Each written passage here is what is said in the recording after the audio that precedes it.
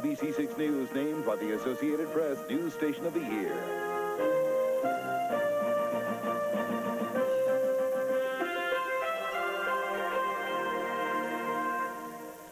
Two men accused of walking into a bank with a shotgun and demanding money have stopped running now. Providence Mayor Buddy Cianci says he had some unwanted guests at his house this weekend. More trouble for Michael Kennedy, but it involves his brother who wants to be governor. And you'll meet a woman who is beating the odds. She's determined to do something you do every day. ABC 6 News at 6 begins right now. Bringing you closer to the people, the places, the stories that matter most to you. This is ABC 6 News with Jeff Jadarian and the ABC 6 News team. Good evening. It's Rhode Island's version of the movie The Fugitive, but with a different twist. Two men accused of robbing a Charlestown bank on Monday are no longer on the run from the law. State police have been looking for Kenneth Ron and Jason Morrell since they allegedly held up Washington Trust Bank with a shotgun. The duo had left behind a note to police saying, quote, "Don't try to find me. You won't catch me." Police in Anaheim, California say Kenneth Ron of Charlestown turned himself in. Meanwhile, Jason Morrell of South Kingstown was arrested in Albuquerque, New Mexico. By the way, no one was hurt in the bank robbery. Police on Martha's Vineyard are looking into a mystery. Some say it could be a case of murder. State police found the body of a house painter at a house on Oak Bluffs early this morning. The victim was found at the base of a balcony. 31-year-old Stephen Cavanaugh was pronounced dead at the scene. An autopsy will be done. There has not been a murder on the island in 18 years. One person was hurt in a shooting this afternoon in Providence and happened at the corner of Union Avenue and Whitehall Street. Details are still sketchy at this hour, but police say the victim was taken to Rhode Island Hospital. His injuries are not considered to be life-threatening. We'll have an update on this story tonight at 11 o'clock. The jury in the Timothy McVeigh trial has the weekend to think about whether or not Mr. McVeigh should live or die. McVeigh was found guilty in connection with the Oklahoma City bombing. Since the verdict, 38 witnesses have testified in the penalty phase. Yesterday, friends of McVeigh testified that he is a good person, but that did little to change some opinions.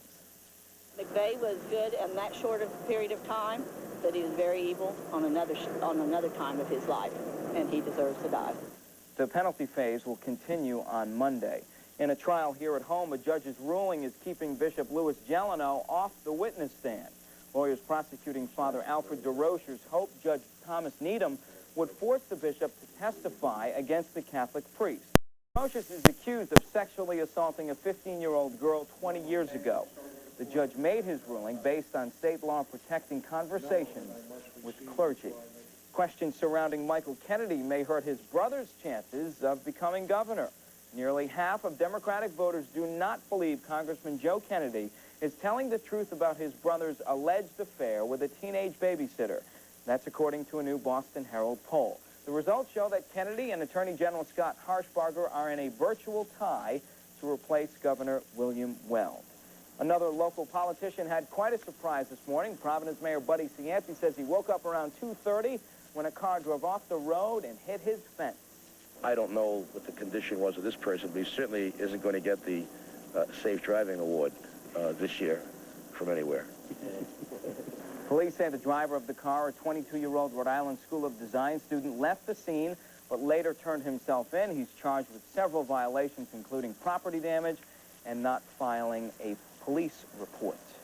The mayor was one of the speakers at graduation ceremonies for the Rhode Island School of Design this weekend. RISD's commencement ceremonies lived up to the always outrageous occasion. Many of the 540 graduates traded caps and gowns for, what else, odd costumes. It was RISD's 114th commencement. And also, congratulations to the 1,500 students who graduated from the Community College of Rhode Island. This weekend, it was CCRI's 32nd commencement. Also tonight, some people are an inspiration to others without even trying. Case in point, the story of Christine Simmons, who says she won't stop fighting until she's back on her 2 feet again. Kathy Connolly is here now with this incredible story. Kathy, this woman is amazing. Yeah, huh? she really is, Jeff. It all goes back to one night in January. Christine Simons was on her way home. She hit a patch of ice, and then her car hit a tree. That moment changed her life forever, but Christine is beating the odds. 那只叫我爸妈的不成了， I gotta get better. I want to walk again. Call Christine Simons the comeback kid. This 27-year-old from Warren was in a serious car accident in January. In a deep coma for nearly 2 months, doctors told her family to prepare for the worst. Just the movement of one finger, you know, they told us she was going to wake up, even though everybody said they were doubtful. Christine suffered a broken collarbone and damaged her brainstem. Doctors are amazed she's come this far. I'm better than ever. Her family says Christine is a fighter. I used to swim, used to run, do everything. Very athletic. Play softball, but not for now. I have a wheelchair. Christine hasn't lost her sense of humor. Her smile lights up the room. Sure, she gets down sometimes, but her family and friends get her through it. Every single day and night we're there. Sometimes she calls me up at 8:30, 9 o'clock at night. After leaving there, I have to go back there. Before the accident, Christine worked here at an East Providence ad agency. And since the accident, they've been the ones doing all the fundraising to buy her a specialized van. She's got a lot of friends. I really didn't think she had that many friends. I've met people, they were excellent to her. They've done a lot for her.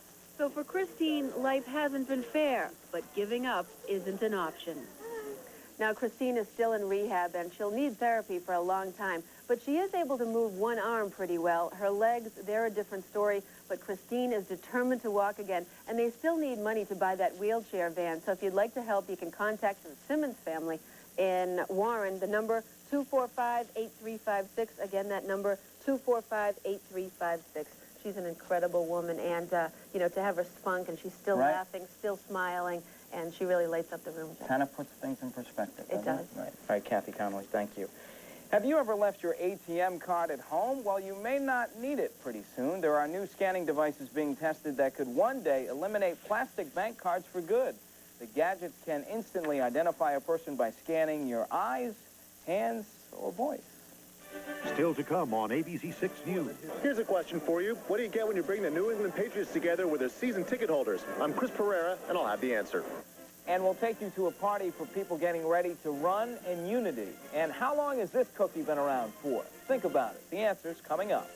Well, the cool temperatures in June have stayed with us at least to start the weekend, and it doesn't look like they're going to move, at least for tonight. Partly cloudy and cool for the quick 6 forecast. Overnight temperatures in the upper 40s. You're watching ABC 6 News, winner of the Associated Press Award for News Station of the Year. It was a season that New Englanders will not soon forget when the Patriots made it to the Super Bowl, but the Celtics, Red Sox, and Bruins are having a tough time these days winning anything. So Patriots fans do have something to cheer about. Chris Pereira takes us to Fan Appreciation Day.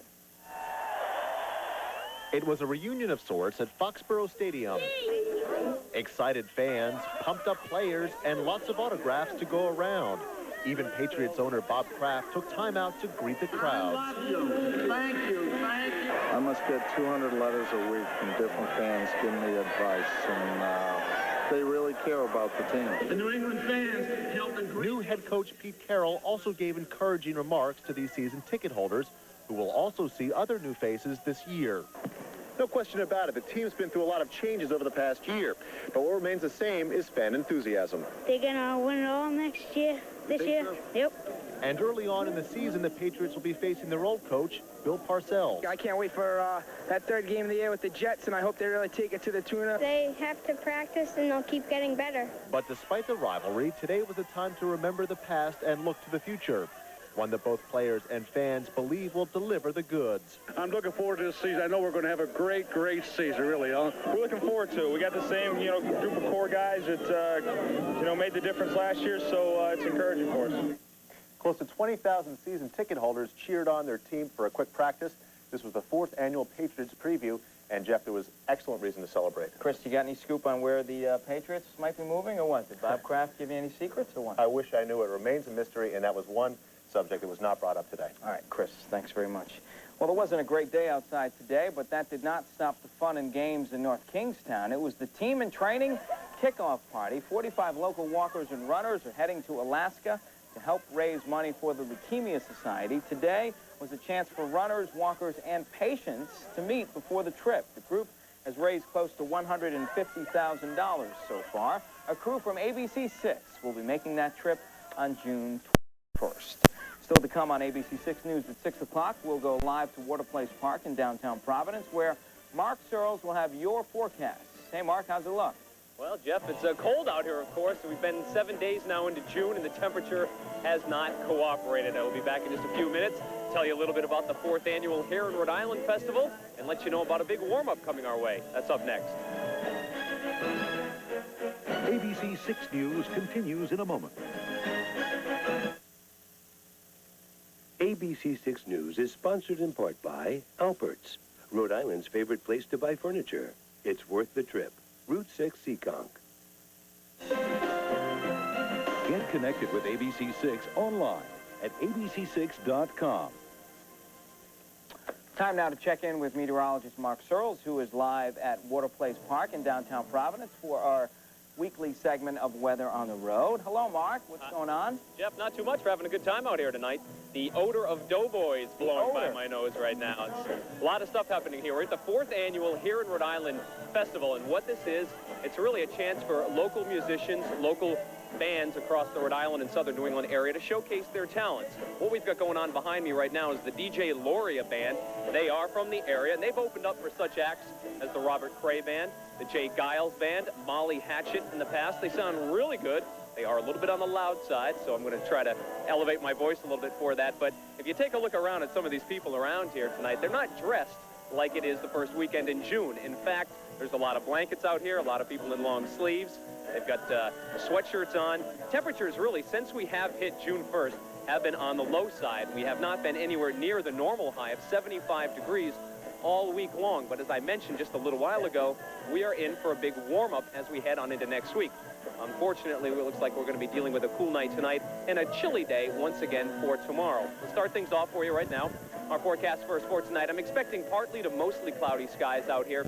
Temperatures in the city down around Water Place Park, where we are right now, should get down to about 50 degrees. Outlying areas north and west should see some mid to upper 40s. Then for tomorrow, much like today, we are going to start out with this high overcast cloud cover, and then we're going to start to have the sunshine burning through as those clouds progress slowly down to our south. Temperatures should rise to about 70 degrees, well away from the coastline, lower 60s, if not close to 60 degrees down along the immediate shore. Now, in Providence, where we are right now, temperature of 63, and the northeasterly wind has been blowing all day long, about 15 miles an hour. The air mass is very dry, so there's no threat of any rainfall tonight, just this pesky overcast. New Bedford, where we struggled to reach 60 degrees all day, hanging in close at 60, northeasterly wind now at about 10 miles an hour. Of course, we have had a good deal of cloud cover all day long, and there has been some rain showers back out to our west, but not here. Local temperatures are just downright chilly everywhere you look. High temperature in Providence, only 64 degrees today, a low of 48 overnight, and that should pretty much do it for tomorrow. The further away from the coast that you get, temperatures responding to near 70 degrees. Look at the satellite and radar loop, and this really tells the picture. We have an upper-level disturbance rotating across the Ohio Valley and to our south right now, and that's responsible for the cloud cover. Most of the clouds in our region are of the high overcast variety, so really no threat at all from precipitation, but that combined with the northeast wind is what's giving us our cool temperatures. Tomorrow, as I mentioned, we're starting out with that cool breeze throughout the morning. High pressure will slowly build overhead throughout the day, and as it does so, the winds will become locally onshore. So that will sections in the low 60s for most of the day, inland sections near 70. Then watch what happens as we head toward Monday. All the cloud cover moves to our south, and warmer air starts to build in from the Ohio Valley. Monday starts the beginning of a big warm-up. I think Monday we will see temperatures in the mid-70s, and then by Tuesday and Wednesday, believe it or not, we might even hit 80 degrees, and it's about time. So the marine forecast for tomorrow, winds starting out northeast, becoming onshore in the afternoon at about 15 knots or so, and you should have good visibility. SunSmart's UV index was a low one today with the overcast skies, and it should be a little bit higher, but still low in the morning, about a 6. And that's a moderate reading. The next 5 days shape up just like this. We will begin to warm up. Monday, 75. Tuesday, 81. Wednesday, 84 degrees, and it'll almost be a hazy, warm, humid day. Of course, cooler at the coastline with all those sea breezes. But, Jeff, things finally beginning to shape up. Unfortunately, not in time for the weekend, but come on down here. This festival runs tomorrow night till 7 o'clock. A lot of bands and a lot of good music. We're having a good time. All right, Mark, you going to get up on stage or what? I don't think they want me singing. Right. All right. Thanks, Mark. Meteorologist Mark Searles live in Providence tonight. Coming up next in sports, a big surprise at today's French Open. We'll have the highlights. And could the Belmont Stakes be the lucky charm for Silver Charm? ABC 6 Sports next.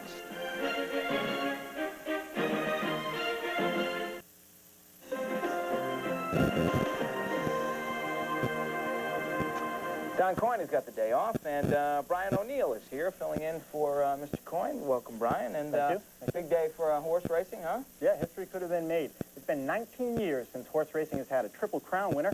After winning the Kentucky Derby and the Preakness, Silver Charm needed a victory at the Belmont Stakes this afternoon to make history. The last Triple Crown winner was affirmed in 1978, who won the Belmont by a nose. Silver Charm won at the wire in the 2 previous Triple Crown races. Today, another close finish.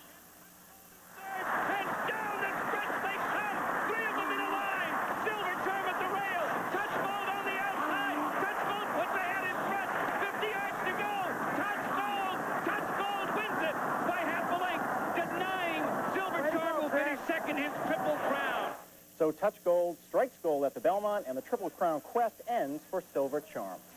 Some of the best athletes in Rhode Island took to the track today at Brown University for the state meet, and all eyes are on Russell Fry, the East Providence star. He defended his title in the 100-meter dash, easily pulling away from the rest of the field at the finish. He also ran away with the 400-meter title. We'll have much more on today's winners tonight at 11. Red Sox trying to get back on a winning track after last night's 7-3 loss to Cleveland. Boston with the worst record in the American League. Things are looking up right now, but they didn't early on. Aaron Seeley serves one up to Cleveland's David Justice, making it 2-0, and it only got worse. Jim Tomei continues to dominate. He hits one off the top of the Green Monster, his 5th homer in 5 games, but the Sox have rallied to tie the game at 4.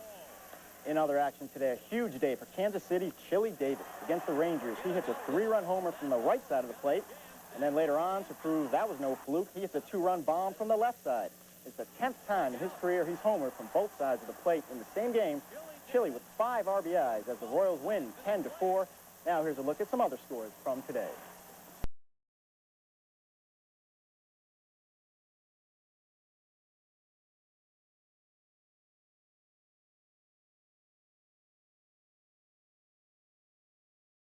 Red Sox have probably used some of these guys. The title game of the College World Series featured lots of offense.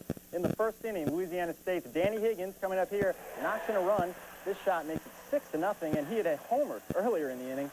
Then coming up in the 9th, Doug Thompson gets Alabama's Matt Frick looking. LSU wins back-to-back titles and their 4th in 7 years, 13-6. In tennis, a big upset at the French Open. Just about everyone expected top-ranked Martina Hingis to breeze her way to the title, but the 16-year-old met her match today. Mayoli stunned Hingis in straight sets. Here, she's a great cross-court shot that Hingis just can't catch up with. Then later on, Mayoli charges the net. Hingis with the return on the first one, but Mayoli puts the next one away. It was all Mayoli. Then on match point, Hingis' nightmare ends with the unforced error into the net. That makes Mayoli the first Croatian ever to win a Grand Slam title. For Hingis, it's her first loss of 1997. The men's final tomorrow sends Sergi Bruguera against Gustavo Kuerten. The Detroit Red Wings could be just a few hours away from their first Stanley Cup in 42 years. They lead Philadelphia 3-0. If the Wings win, this would be the 3rd straight year that the Stanley Cup Final Series was a 4-game sweep. But there will be no sweep in the NBA Finals. Down 2-0 to the Bulls. Utah starts things off with a bang. As you can see, Scottie Pippen didn't like the show, but it worked. The Jazz came out pumped. Karl Malone the miss, but Greg Foster comes out of nowhere with a follow slam. Jazz up by as many as 24 points. Then this looks familiar. Stockton to Malone on the break. He goes right through Michael Jordan. And after choking at the end of Game 1, Malone nails his free throws this time. He had 37 as Utah gets back into the series. 2 games, 2-1. So I had said today that I wanted to start early by taking the ball to the basket. And I was able to do that. And a lot of time when you do that, all of a sudden then your jump shot comes because guys don't really know how to play you or whatever. So I want to be aggressive, but I think my whole game started on the defensive end. I think when I was active on defense, I think my offense came a lot easier. I don't know what the deal is with Michael Jordan. Maybe he needs to put on some more of that cologne. Well, everyone's entitled to a bad game. All right. He has to share a good one. All right, Brian. Brian O'Neill, he'll be back with us tonight at 11 o'clock. Thanks, Brian. Good job. Still to come on ABC 6 News at 6. When we come back, we'll tell you what's so special about this stack of snacks.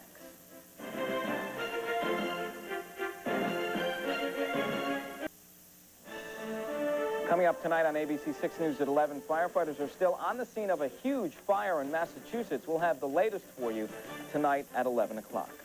Finally tonight, it may be one of your favorite snacks. Today, Oreo Cookie is celebrating its 85th birthday. And around the country, Nabisco and Walmart are sponsoring a cookie stacking contest for kids. And I've had a 6-year-old do 18 cookies and a 12-year-old do 23 cookies. The winner of the local contest will get a chance to compete in the national competition. The winner gets a $20,000 U.S. savings bond and a year's supply of Oreo cookies. Now, I wonder if a couple of gallons of milk will come with that. I could write an eating contest. I'm not sure about the stacking. Right. I can eat them well, too.